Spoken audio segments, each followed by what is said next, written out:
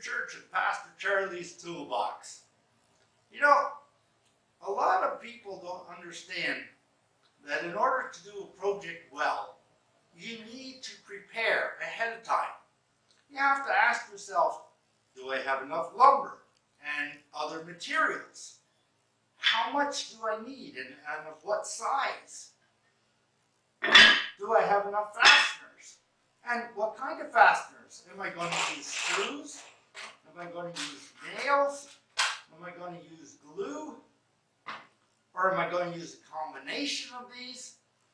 And if I'm using glue, do I have enough clamps and the right kind? I mean, I may want these really big clamps.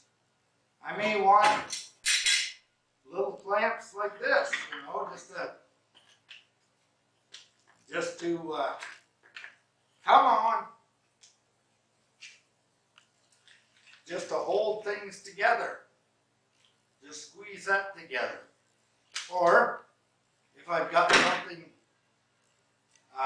that has a corner, do I want to use a corner clamp? These just work by feeding a piece of wood in this way, and then one here, and then you tighten this. And the great thing is, it holds it there while the glue is drying, and it holds it at a perfect right angle. And if I'm using these corner clamps, do I have enough of them? There's all kinds of questions you need to ask, because it's a really horrendous feeling to begin a job and discover that you forgot to bring something, whether it's materials or tools.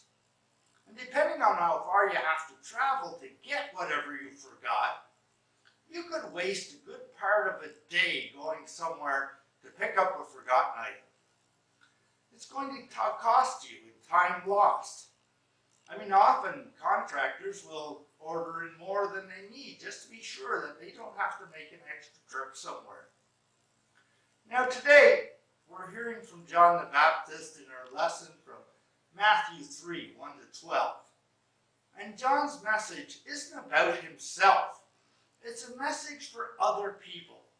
And he's warning them to be prepared for the coming of the Messiah. So, how do we prepare ourselves for Jesus? A lot of people may feel that we're already prepared. But are we? Have we really been busy working on that list of things Jesus instructed us in the Gospels? Are we seeking justice for the oppressed regardless of where they are? Are we helping in some way to feed the hungry or comfort those who are in sorrow in some way and loving our neighbor as much as we love ourselves? Are we spreading the gospel message in a way that is good news to other people? I realize that in a lot of ways this can seem like a harsh message. John the Baptist also used very harsh language in addressing people, especially those people who thought they had it all figured out and they were good to go and they were prepared. You know, we may not like this message, but consider this. When your parents speak to you in a harsh tone, what is their motive? Is it only to make their own lives better, or to make our lives better? Teaching us how to look after ourselves is important in preparing us for the years to come.